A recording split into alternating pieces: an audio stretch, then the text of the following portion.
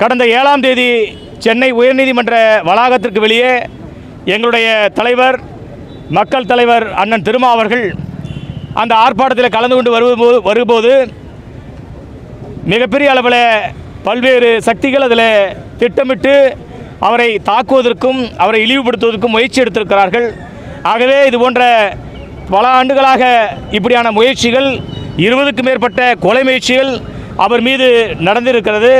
ஆகவே தொடர்ந்து மத்திய அரசையும் மாநில அரசையும் நாம் கேட்டுக்கொள்வது அவருடைய பாதுகாப்பை, ஒரு மக்களுக்காக களமாடுகிற தலைவரின் பாதுகாப்பை உறுதி செய்ய வேண்டிய பொறுப்பு அரசுக்கு இருக்கிறது.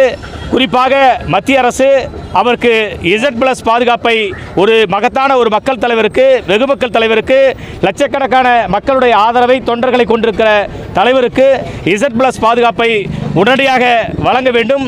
அதற்கான பரிந்துரையை மாநில அரசு உடனடியாக அதுக்குரிய வழிவகைகளை செய்ய வேண்டும் என்று இந்த ஆர்ப்பாட்டத்தின் வாயிலாக நாங்கள் கேட்டுக்கொள்கிறோம்.